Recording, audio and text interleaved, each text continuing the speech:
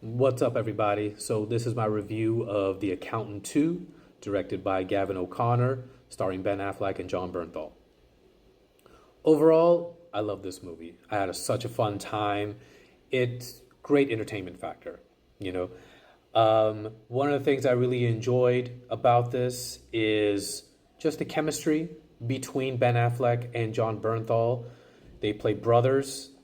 That's a bit of a spoiler if you haven't seen if you haven't seen the first one, but it is what it is. They had this the back and forth between the two of them is incredible. It seems like they just really kind of found their groove. They found their rhythm, and that's kind of what carries most of the movie. The plot wise, to be honest, it's kind of inconsequential. It really doesn't matter.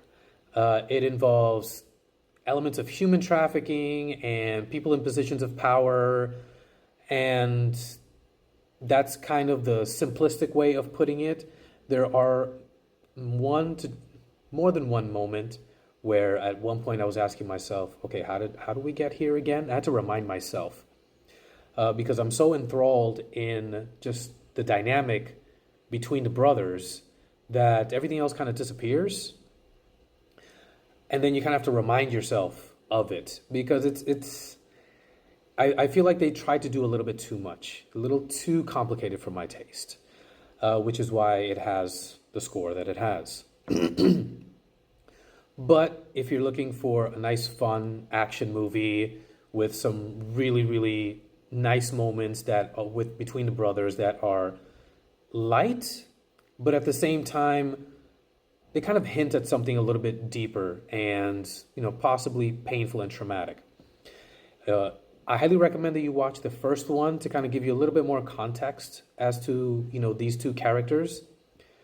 Just kind of a brief little thing as to how we got here.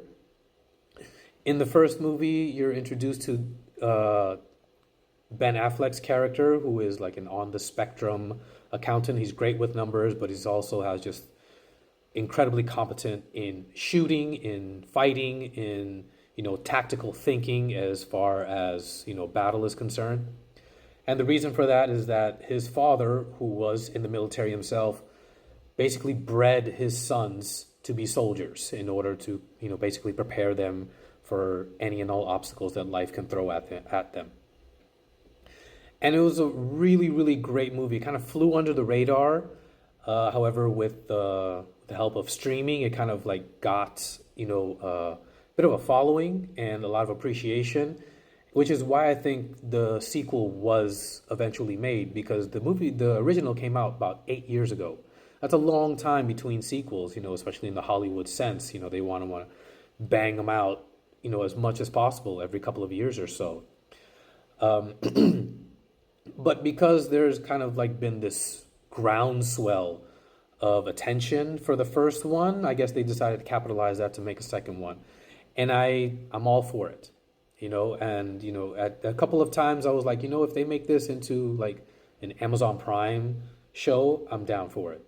Just seeing Ben Affleck and John Bernthal together more is, it's definitely something I'll be into.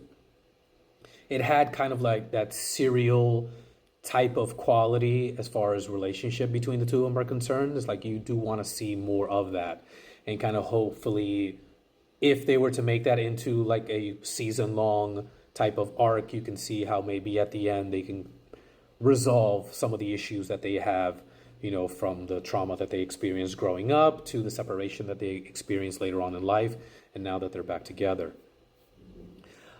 Another thing that it kind of flies under the radar, I think, with this movie is Ben Affleck's performance. It's kind of like a very, how should I put this, subdued performance. I mean, the thing that, for better or for worse, you always kind of hear about Ben Affleck as an actor is maybe his presence is a little too big.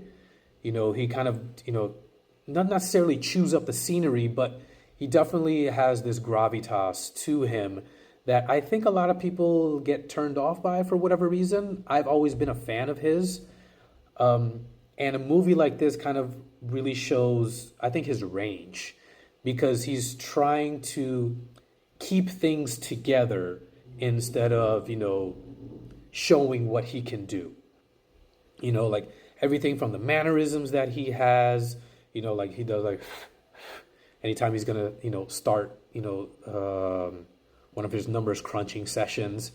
There's a great speed dating scene here where, he's trying to be normal and he's really pulling it off, like not being normal, but trying to be normal. And you can kind of sense the awkwardness and, maybe even cringy moments during that scene. Another scene that I thought was really interesting, that because it's such an easy scene to screw up, is there's this line dancing scene, where it requires, social cues to be understood, which his character can't do. But there's also some analytics involved.